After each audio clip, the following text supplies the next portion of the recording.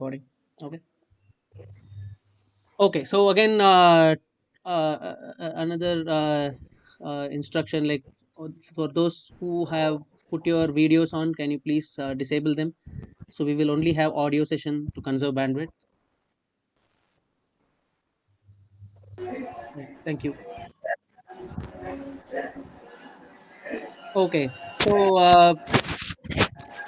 So for to start with, right? So as I said, this is going to be a revision session.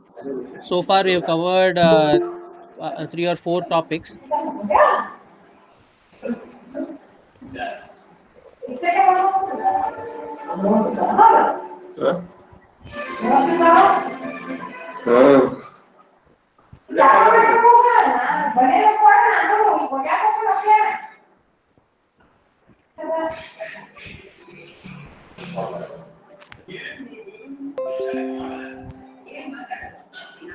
Okay, so I'm presenting my screen here.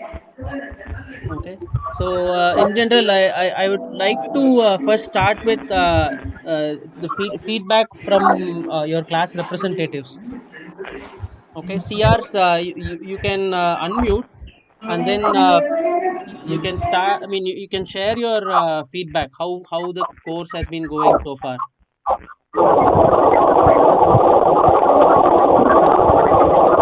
CRs of A section.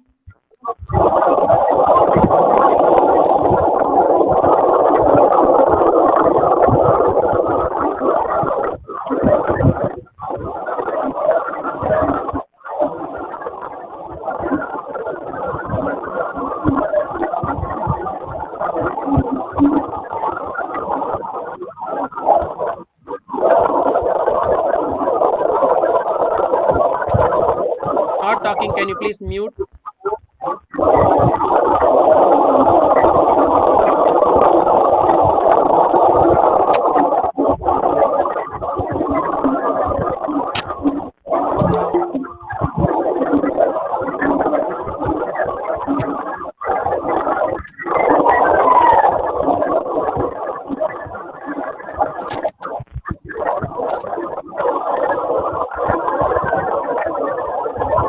Put on the bridge, please.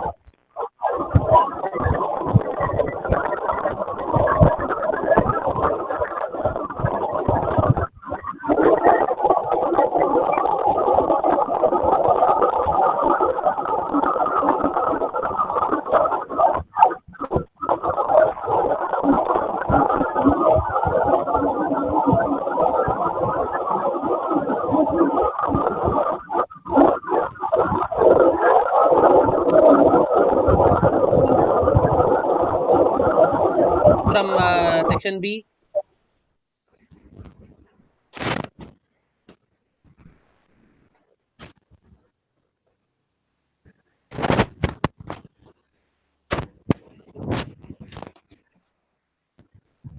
Section C. So there are no concerns. Things are all going fine.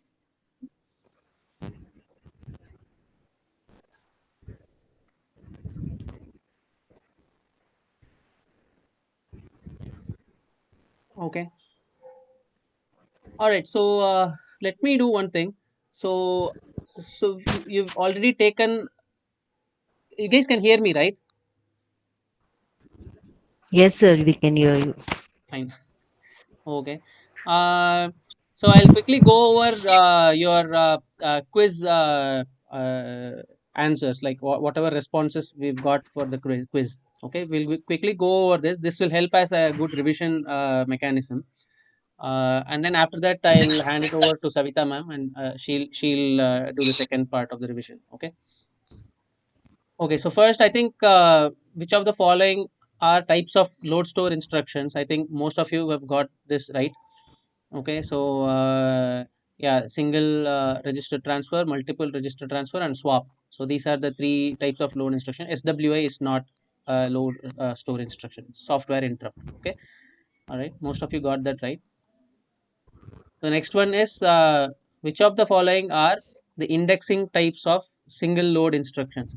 Okay, so there are three types of indexing modes or addressing modes. These are pre-index with write back, pre-index and then post-index.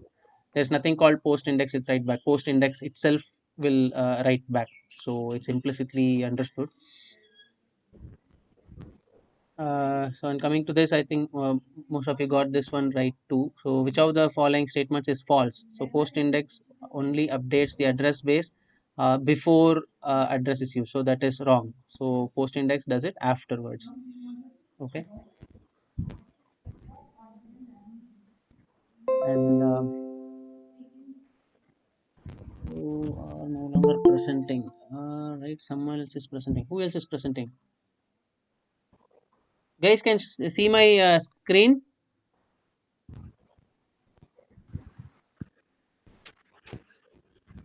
Hello?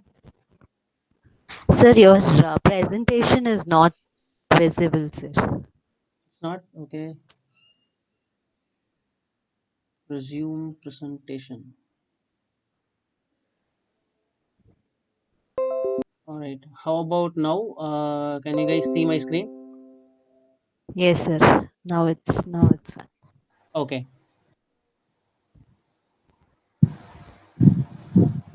One is precondition state of R0 is 80010. Based on this, which of the statements are correct? So what happens here? So when you do load multiple increment after, so your R naught will be incremented after you load it, right? Uh, so then your R2 will be with 80014. Okay, so that is correct, because first you will load it 80010, you load it into R1 and then you increment after. Okay, so R2 will be loaded with 80014, so that is correct. And then so load R1 with 80010, so this is also correct. Okay, so first it loads and then it increments. And the third one says R2 with 80010, so this is wrong. Okay, since this is correct, this is obviously this is wrong. And then the fourth one is uh, in R1, okay, load increment before. So this one will load R1 with 80014. Okay, so this one is again correct. So because you increment before and then you load into R0. Okay, I think like most of you have gone to this one wrong. Okay, this is increment before. When you increment before, obviously R2 will not be 80010, right? It would be a double increment, so it will be 80018. Okay, so I don't know why many of you got this wrong. uh, okay, so uh, hmm, all right, any questions on this?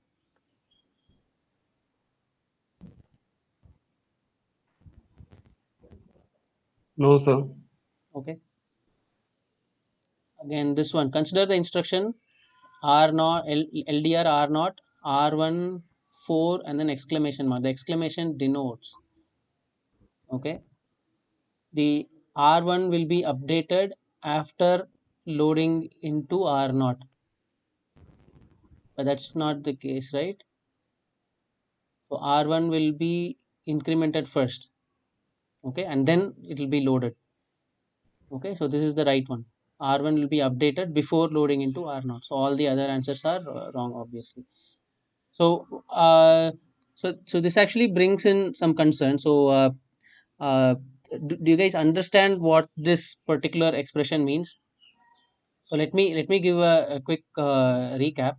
So what this does is LDR. So we know the normal LDRs, right? How LDR was load into a register from a memory location. Okay, so in this case, so whatever this one points to, right? So that address, whatever that points to, that data from that address will be loaded into R0. Okay, so that's how normal load works. Okay, load into a register, right? So now in this particular case, so what will happen is R1 will be updated to R1 plus 4. Let's say R1 is 8000. Now 8004, that is the address this will point to. So whatever is within the square brackets, that points to 8004. Okay. Now there is an exclamation. So the exclamation says that 8004 will again be written into R1. Okay, so R1 was previously 8000. Now R1 immediate 4, R1 comma immediate 4. So you will add those two, 8000 plus 4, 8004. Now where will you store this 8004? Okay, so that's what differentiates whether it has exclamation or not. If it has exclamation, then it will be stored into R1 itself. Okay, so it will become R1 equals to R1 plus 4. If there is no exclamation, then a temporary register, okay, a buffer register, that will have this value R1 plus 4, this 8000 plus 4, 8004 will not be stored in R1, but it will be stored in some temporary register.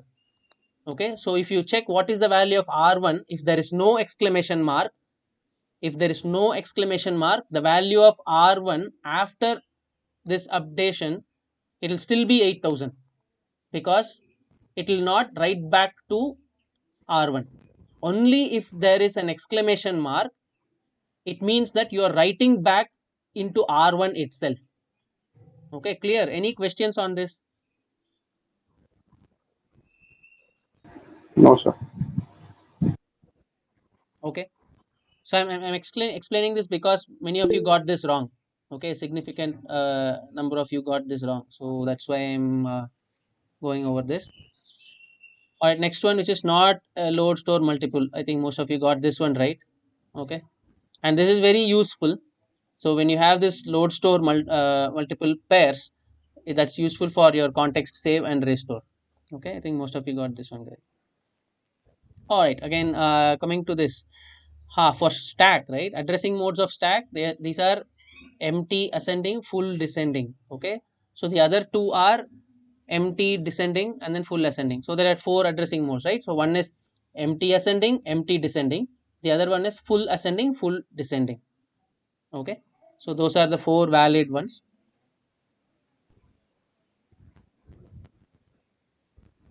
Yeah, in this one, which of the following are true for stack implementation in ARM? Okay, stacks are either ascending or descending. That's correct. Full stack points the stack pointer to an address that is the last used location. Okay, full stack means that points to whatever was last used or whatever was last updated. Okay, the next one is empty stack points to an address that points to a stack that is empty. No, that is not. Okay, so as I said, the empty stack and full stack doesn't mean whatever we learned in data structures, right? Whether a stack is full or stack is empty. It's not that. The top location, whatever it points to, the top location that stack pointer points to, whether that location is empty or that has a valid data. So that's what it points to. Okay, again, many of you got this wrong. And finally, empty stack points to the stack pointer to an address that is first unused location. Okay, so that's correct. Okay, empty stack means you point to a location, the top, whatever you point to is an empty location. Okay, any questions on this? Again, this has to be clearly understood. Okay, so this will be useful for you whenever you use stack. You need to first know uh, what type of stack you're using, whether it's ascending or descending, or whether it is full or empty pointer.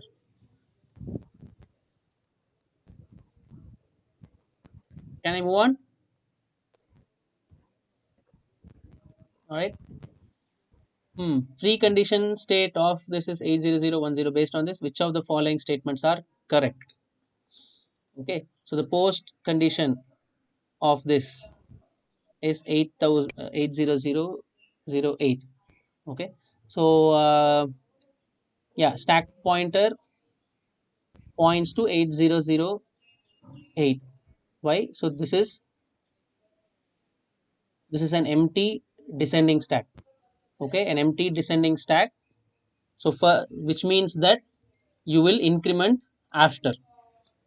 Okay, so after you update these two, so 8001 0 will have R1, okay, and then 800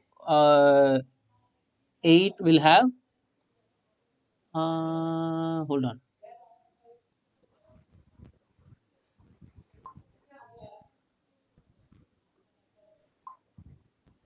Yeah, so 800, so this will be in oh, this is descending, right? So R4 will be in 80010, okay, and then R1 will be 80008. Hey, is this correct?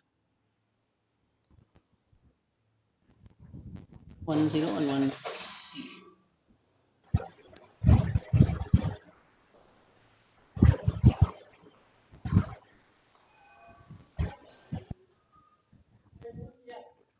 Quickly let me check this.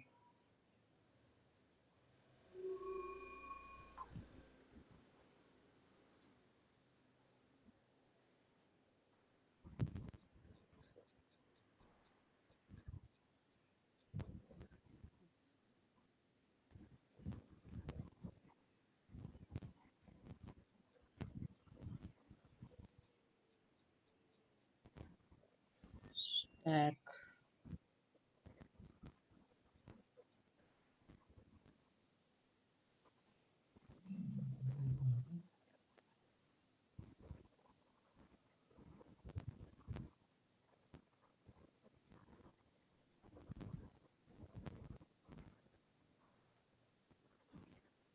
Yeah, we missed 800C. Okay, that's right. All right. So 80010 will have a R4, and then 800 C will have R1, and then you have 8008. Okay. All right. So which means that so this is obviously wrong, right? So if this is right, then this is wrong. And then the post condition of R1 will have no change because you're just loading, you're pushing something to the stack. And then the other one is your memory stack pointer minus 4. Whatever stack pointer currently points to will have value of R1, because whatever stack pointer points to will have R4, right? And then if you have minus 4, then that points to value of R1. I think many of you got this, all these things correct, but some of you got this wrong. Okay.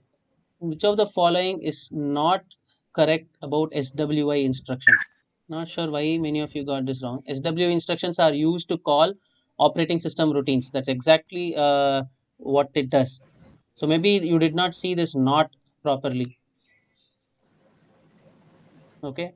So I think SWI instructions are used to call operating system routine. The statement is correct, but the question says which of the following is not correct, so then you shouldn't mark this.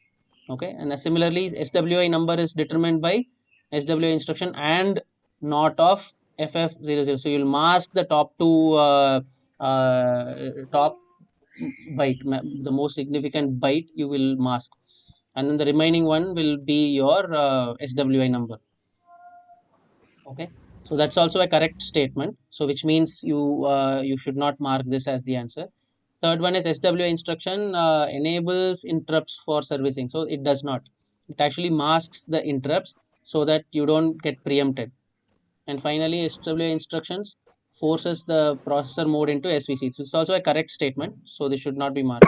So I think this question pretty much it's because you did not check this not correct. Okay, which of the following is incorrect about swap?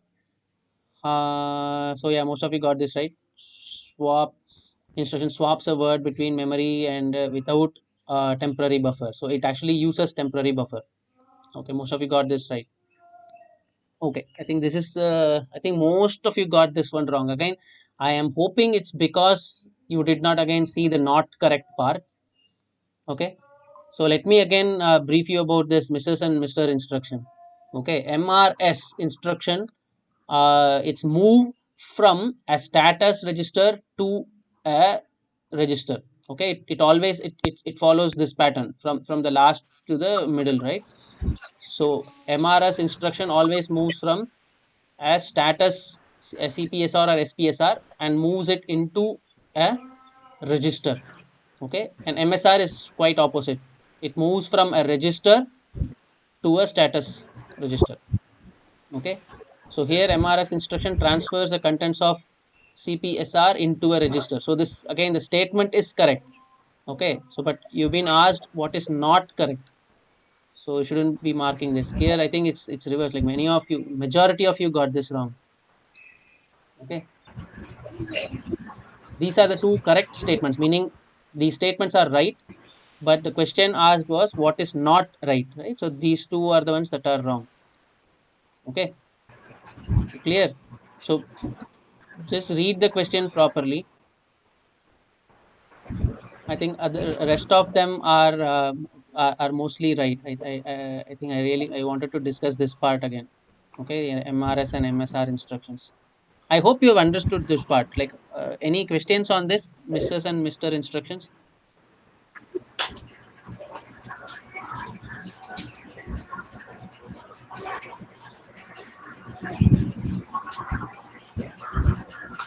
Okay,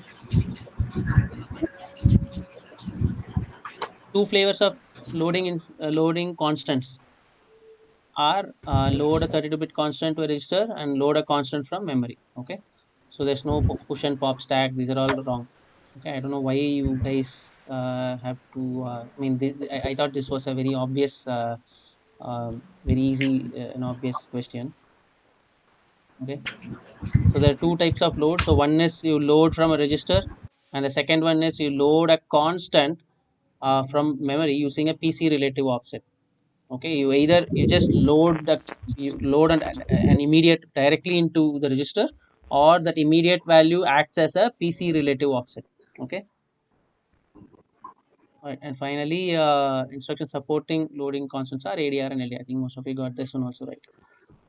Okay, so I think there are a couple of things that you guys need to brush up. So this is why I'm actually going through these questions again is because these are the basics. These are the fundamentals that you need to be really confident of.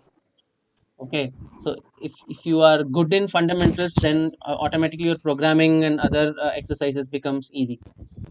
Okay. Any questions on these topics?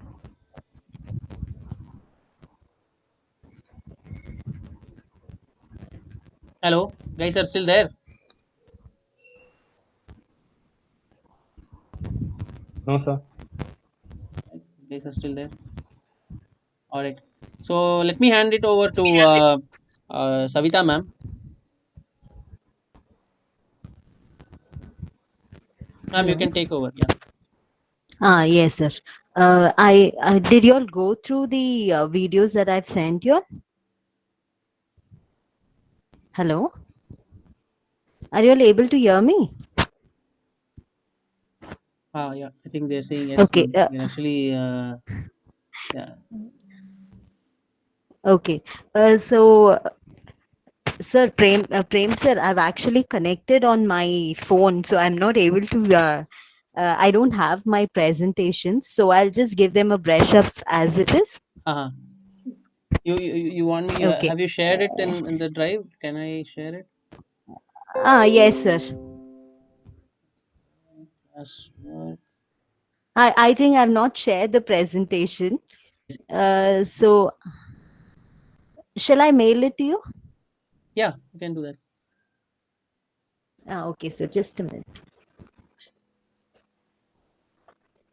So while we are bringing it up, right? So again, I'm asking all the CRs, how are the things going in general, like with respect to microcontrollers class as well as other sessions, right? Are there any issues or concerns that you are facing?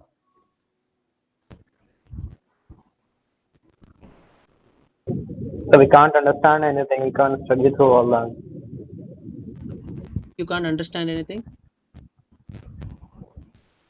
Why is that? We can't follow whatever it's going on because there's no interaction between teachers and students. So can't understand it. Okay. Yes, sir. Moreover, just sending us many videos on one day and then trying to keep up with the pace is very difficult with all the assignments and many video lectures and all of that. There should be an interactive session, sir. Okay, but Correct. That, okay, I got the feedback in a different way.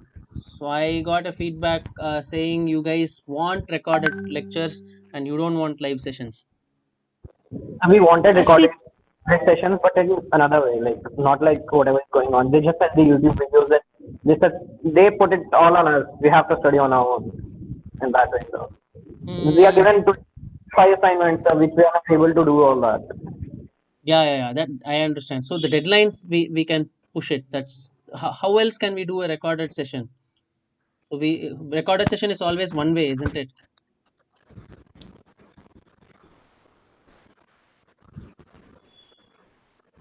Hello, yes, sir, I think online is better, but many people opted for recorded. correct. So okay. So we opt it, but we want it in another way. We don't want 3 to 4 videos of each subject coming to us every day. Okay. See, if you're sitting in class, that's what you get, isn't it? You get 8 hours of lectures. How is this different?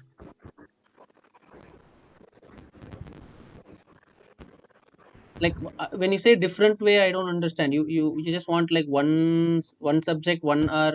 I mean, like one subject and one video per day, something like that.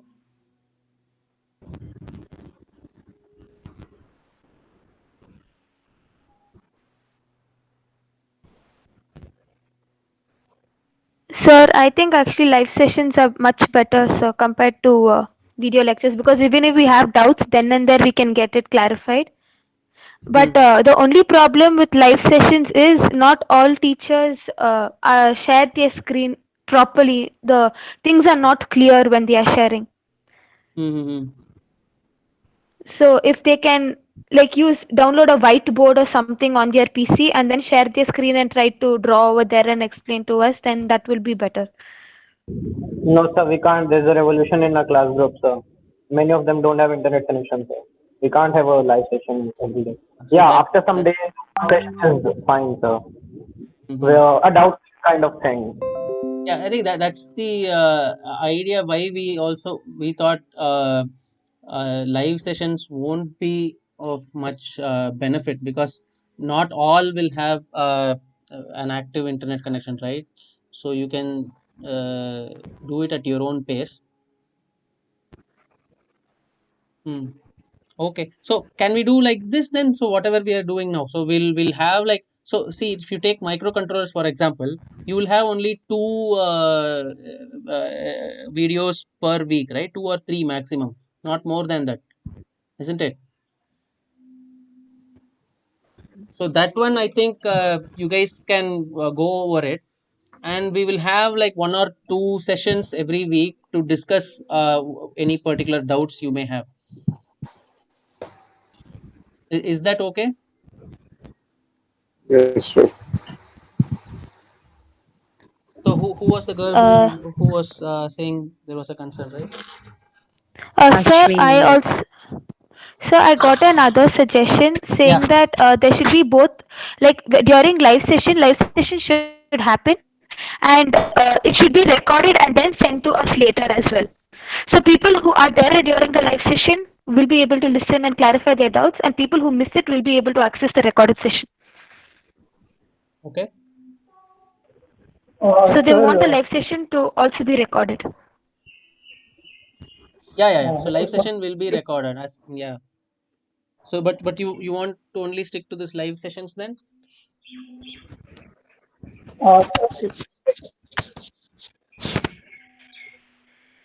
uh, hello. Yeah. What the thing is that you can have 8 videos a week, this good enough, and or you have a live session wherein you discuss all the doubts regarding those videos. So if you send those 3 videos like Monday, Tuesday, Wednesday. So like on Friday we can have a doubt session or the doubt live session. Mm-hmm. That So I think that would be better, sir. We can share the videos and they can go through the videos and get the doubts clarified. you can have one day for doubt clearing session, Yeah. and the videos is from like Monday, Tuesday, Wednesday, and like doubt session could be like 2 or 3 days after that, so that we have time for seeing the video as well. And like if we solve the questions and if we have doubts, so we have a gap in between the videos and the doubt session. Yeah, we can do that. So what yeah, we can do this one. Okay, so this will satisfy the other problem too. So we will have one live session, so where we will go through the topics. Okay, so we'll share this slide, and we'll go slide by slide. And then if there are any questions that you had earlier in the live, I mean in the recorded session, you can ask it here. Yes, Is sir. Yeah, is that fine? And to like help those guys who are not having internet, we got those doubt session as well, so that the doubt sessions are not missed. Mm-hmm. That Prem, way, sir. Yes, ma'am. yeah. Sir, actually, there are some students who are not able to. I think they stay in villages and they're not able to even send their assignments. They're not able to scan and upload their assignments. So there were two, three students who messaged me telling that they have that as a problem. Okay. So those students, we cannot expect them to to attend these sessions. Yeah, yeah, correct, correct. But then that's the intent, right? Yes, sir. So we'll have it this way. Okay, we'll have the recorded Yes, sir. sessions, and then we'll have one or two live sessions per week. Live sessions. Yeah, We'll go so through that the we same can things. Yes, clarify that. yeah. Yes, sir. So it'll be the same thing whatever we presented earlier, right? So we will go through the same thing like what we are doing now, right? Yes, So sir. This would be better. so that it'll be like a brush up for you guys also, and you can ask your doubts then. Okay. So yeah, I think we have another 20 minutes, ma'am. Yeah, you can get Uh, started. yes, sir. I'll just start up. So I think if you will have gone through this session, you would have seen that here we completely see how to actually use procedures or subroutines in our program. So still now, whatever you have seen in your earlier programs is that we have not used functions in them. So in this chapter, is covered that part of the functions. And sir, can you move on to the next slide? Okay, so you have certain rules that you have to stick on whenever you're using procedures. Now, for example, the thing is that uh, whenever you have a procedure in your program and you have to call a procedure, then you have to use it. You have to write the function BL. I mean the instruction BL to call the function. And similarly, for the return address, you'll be making use of BX instruction. I think these instructions are covered by Sir. This is one constraint that you have to keep in mind, and the parameters that is passed in a function. So usually up to 4 parameters. This will get stored by default into registers R0 to R3. In that case, you cannot use these registers for any other purpose. You cannot use them as what you were using in your a previous program to store the variables. So in you cannot use them for that. And the other thing that you have to remember is that the return values. So whenever you have a return value, by default it should be kept on the register R0. If necessary, you'll be making use of the other registers, that is R1, R2, and R3. Apart from these registers, you are not allowed to use the other set of registers from R4 to R12. Okay, is this point clear?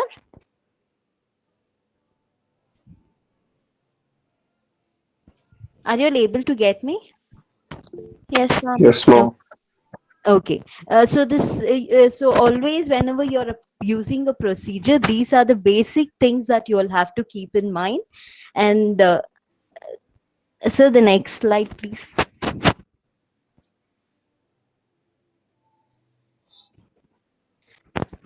So the next one.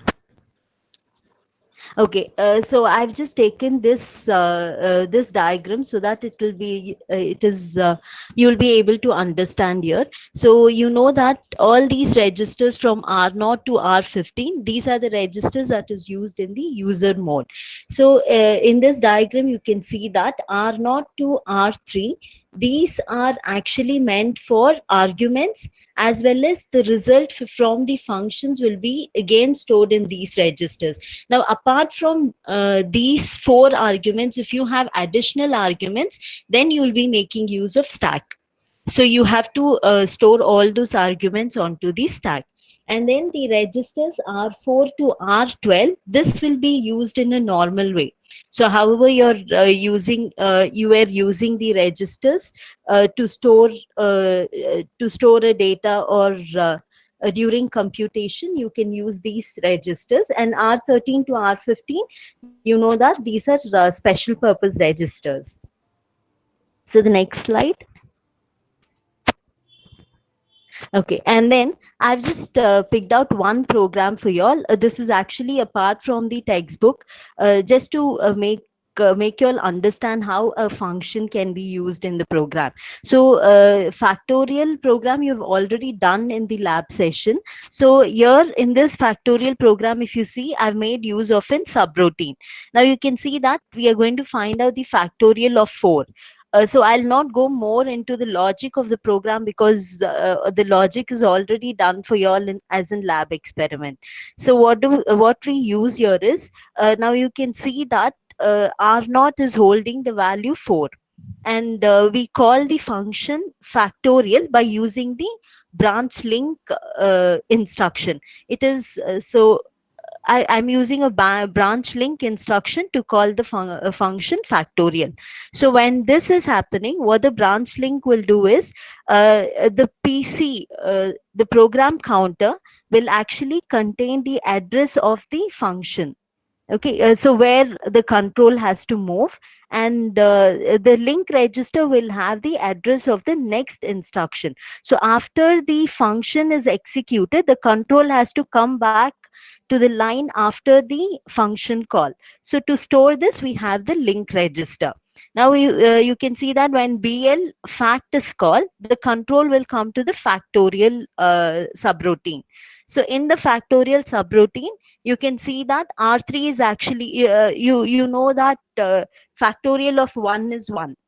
So I've got this value as a base value that I'm storing it in R3, and then I have a compare instruction. So I'll check the value of 4. I'll compare the value of 4 with the value of 1. If it is greater than, then I have three instruction that is actually executing based on the comparison. One is the multiplication instruction. Now, if it is 4 is greater than 1, so what will happen in the next line is 4 into 1 will get multiplied, and the result will be stored in R3. And similarly, in the next instruction, still 4 is greater than 1. So the sub instruction, when this get executed, 4 minus 1 is performed, and 3 will be stored in the register R3. And then you have the branch greater than instruction. So because 4 is greater than 1, it will loop back again. So the process continues, and finally the result will get stored. Actually, here I think I've missed one point here. The result must always be moved into R0 to R3 register. Okay, so by default, the register is in, the result would be in R3, so it's not a problem here.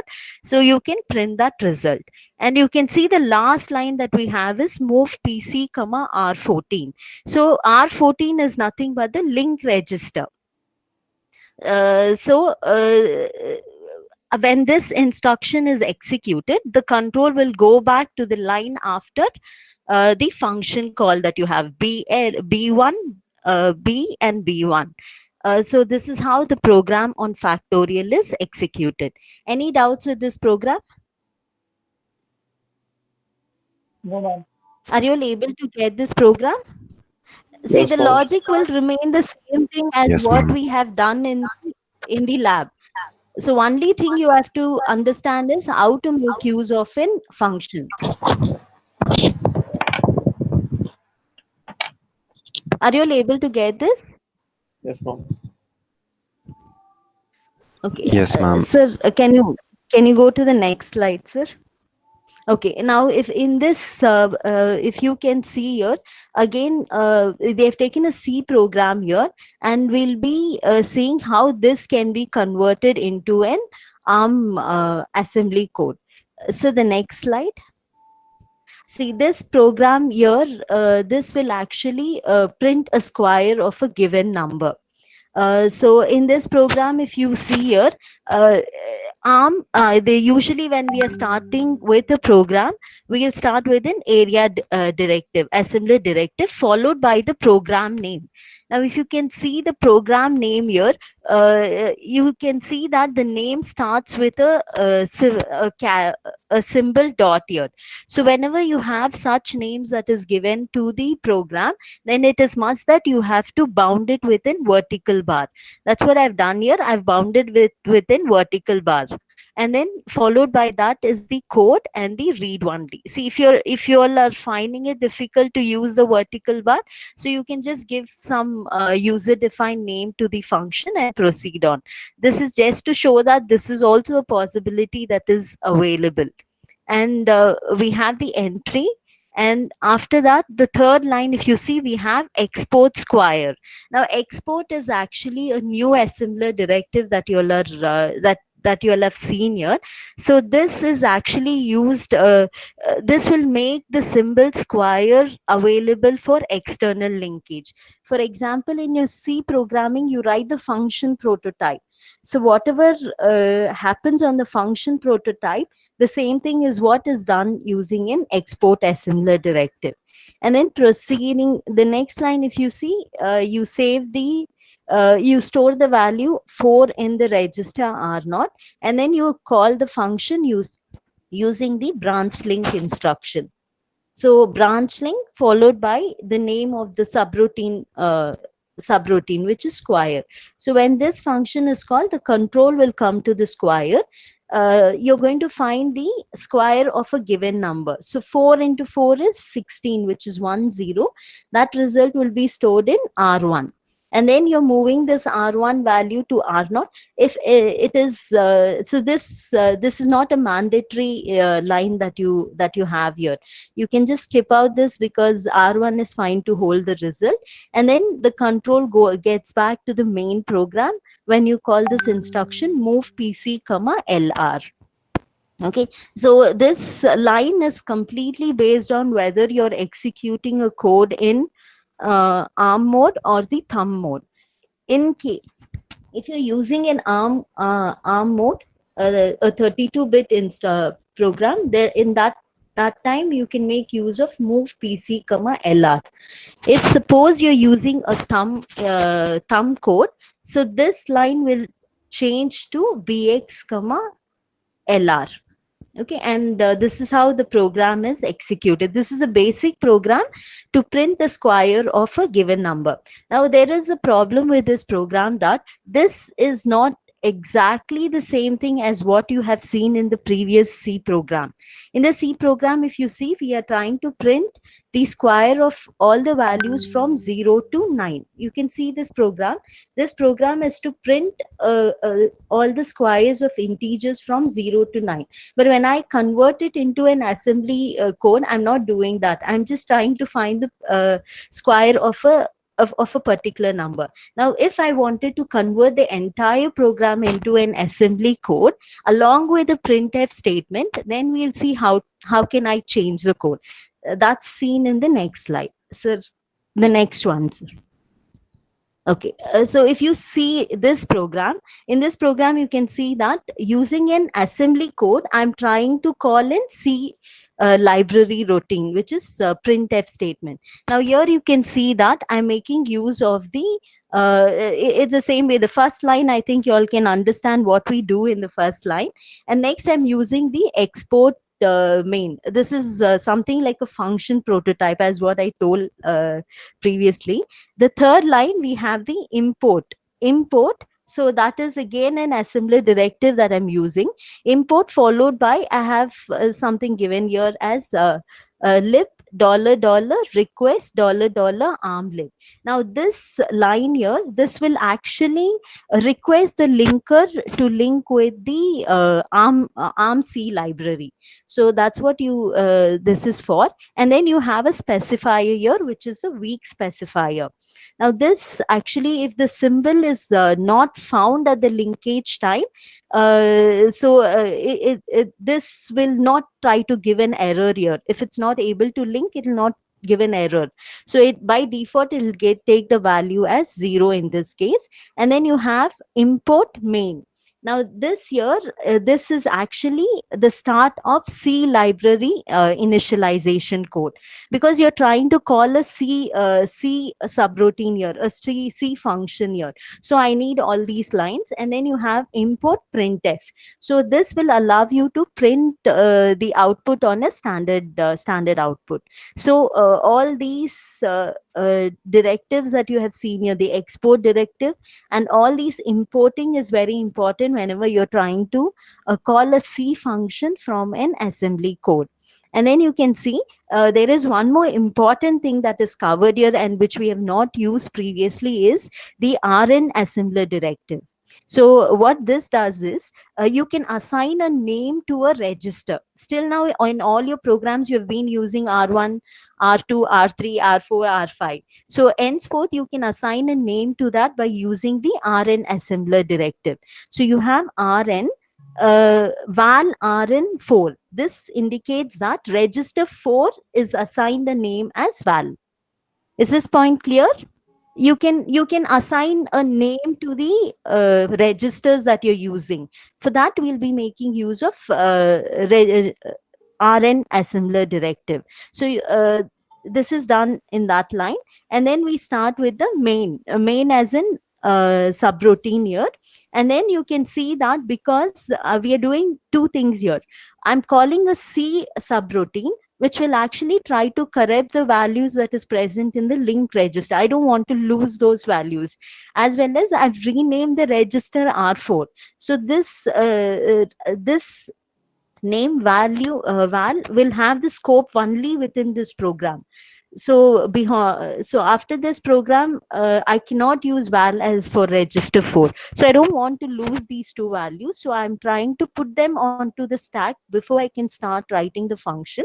And then I'll once I've done with that, I will try to pop them out. Okay. So that is done with stmfd instruction. And in the next line, if you see, now I'm going to find the squares of number from 0 to 9. So this would be my initial value. And keep in mind here, if you see here, I'm not using r2 comma hash 0, because I have some return values that I have to store. So I'll not be making use of register r1, r2, r3 for that. Okay, always keep in mind R1 to R3 is meant to store the argument values or the parameter values. Now in this line, if you see, I'm assigning the register R4 with 0, which is nothing but val. And when I come down to the loop part, here you can see that I've made use of ADR instruction. So I think you all know what an ADR does. So if not, you can replace this with an LDR instruction. So however you all are convenient with. So ADR R0 comma print string. So the address, the relative address of print string is stored in the register R0. And then you have move R1 comma val. So if you can see, sir, can you just move on to the next slide? Okay, here you can see that when I'm printing the statement, the printf statement, I need square of percentage d is percentage d. So I have the first value, which is if it is I want to find the square of 0, the output I should get as a square of 0 is 0. So I have two values that is passed here. One is 0 and the other one is the square of 0. So what I'll do is I'll make use of one register to hold the first value that is passed, and I'll use I think in the program we would have used R0 for the first value and R2 for the next value. So can you go back again to the previous slide? Okay, now if you see in this slide, what I'm doing is I'm moving the value of 0 to R1. That is okay, that's the first thing, and then I'm performing the multiplication of the value 0 and storing the result in R2. These are the two values that is passed on to the printf statement. Then we call the branch link printf subroutine. Now when this instruction is called, I don't have a subroutine for printf here. That is actually in the C program. So that will call the C program subroutine. BL printf will actually call the C program subroutine that is available in the C library. And once this is called, the control will go to the printf statement that is given at the last line. The printf statement, sir, below the next slide, sir. If you can see here, print string. Remember, I have three registers, R0, which is holding the relative address of print string. R1 is holding the first value, square of 0. That value is present in R1. Is the resultant value is present in R2. So all these values will be passed here. R0, R1, R2. When R0 is passed, it will get to know the address of print string, and it will be able to print the string square of 0 is 0. So, sir, can you go back to the previous slide? Okay, so that statement would be print, and the control, after printing that statement, the control will come to the compare statement. Now in the compare statement, you're trying to compare 0 with 10. Okay, have you printed all the 10 values? So if it is less than, then you're trying to loop back, and similarly if it tries to print for all the values. Okay, so any doubts with this program? No.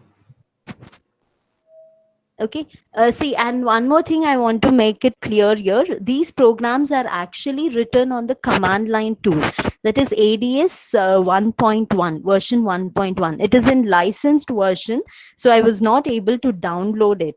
So whenever you're trying to execute them on command line, these are the commands that you use that I've given there. ASM followed by the file name. Then you have to link, you have to make use of link, and then you have AXF, which is the executable file that is created, and the output file. And if you all have Ubuntu or Linux on your laptops, I think you can try doing this. Try executing this code. Probably it might work there. So the next slide, sir. Okay, so this is one example that I've shown there, and in this example, if you see, there is a C program. From the C program, we are trying to call the function sumf. Sumf. So this subroutine, the function sumf, the code for it is written in assembly code. So from a C program, we are trying to call an function which is written in assembly code. I think you all can go through my video session. I would have clearly explained on how this works, and so I'll just give a quick brush up here. Now, for example, let me consider the third line, printf sum of 3 comma 1 comma 2 comma 3. So the first parameter that is passed, this is holding the number of integers that has to be summed, followed by the list of integers. Now you can see that when this value is passed to the to the function, R3 will get stored in R0, 1 will be stored in R1, 2 will be stored in R2, and 3 will be So that's how the parameters pass. Now in the next line, if you see, I have 4. So in this case, again, r naught will hold 4, r1 will hold 1, r2 will hold 2. I'm sorry, r naught will hold 4, r1 will hold 1, r2 will hold 2, r3 will hold 3, and 4, this the fourth argument will not be stored on a register, rather this will get stored onto the stack. So more than 4 arguments that is passed, the other arguments will be stored onto the stack. Okay, you all can just go through the video session of this. I would have explained the program there completely, and if you all have any doubts, you'll just you all can ask me, get the doubts clarified in the next video session. Any doubts up to this?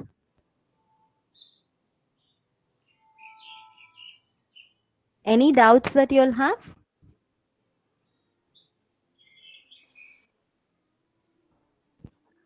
Hello, Guys, you're still there? Yes, sir. are you all there? Mm, Okay, have you all understood this part? Any doubts?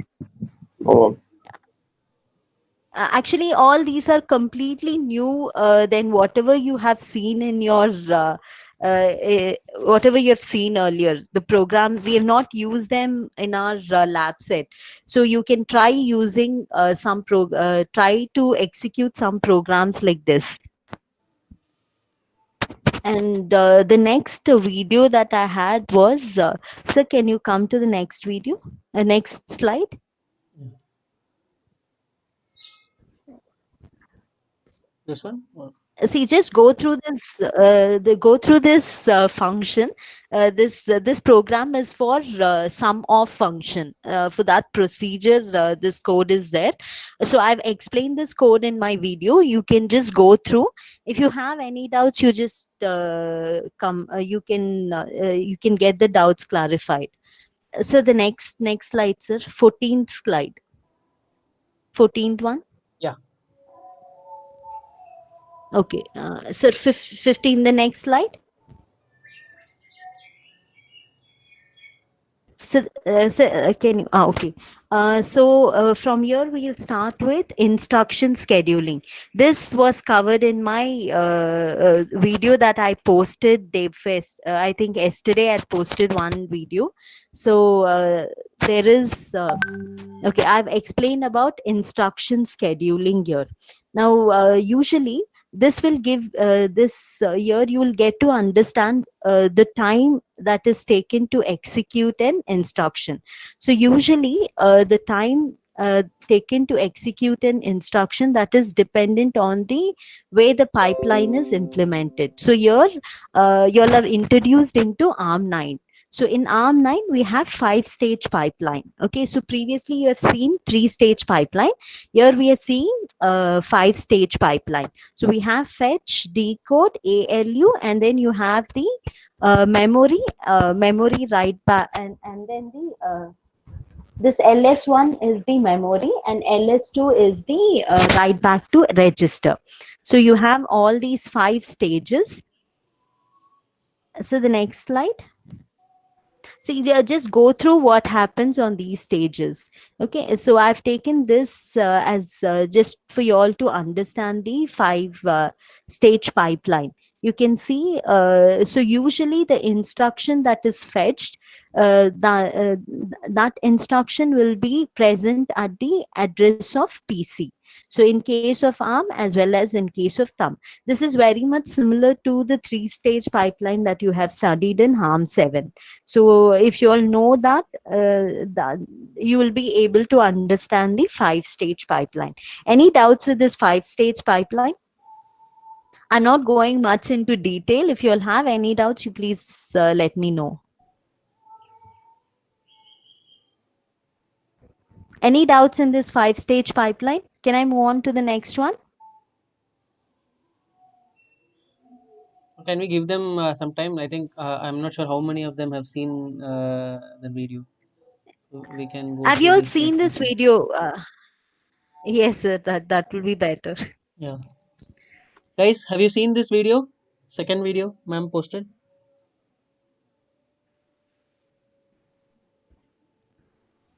Hello, guys. See, kindly reply. Not yet, Okay, sir. if you'll have not seen the video, then you'll see the video. If you have any doubts, then you'll can get it clarified. Yes, ma'am. Yeah, we can again. I think we can yeah, close the session now. If you don't want anything else to be there, we can resume on Friday. Is that okay, ma'am? Yeah, yes, sir. Because let them also go through the video, and Okay. yeah, for both first video and second video that you posted. Then we can resume on Friday, guys. The purpose of live classroom is for you guys to interact with us, right? Yes, sir. Now there is a three Yes, chat sir. items. Okay, all right. So you guys have replied in the text. All right. Hmm. Great. So as we discussed, right? So will continue with our recorded sessions, and we will have twice a week live sessions where we will again brush up whatever has been covered, so that you would have also gone through the video, so you will have some context to what we are presenting. During that time, if you have any questions, you can ask us. Sounds good. Yes, sir. Yes, sir. All right, great. All right, thank you guys for joining. Thank you, ma'am. Yes, sir. Thank you, sir. Uh, Thanks, guys. Bye bye. Bye. Bye, boy. Bye, bye. Bye, bye, bye.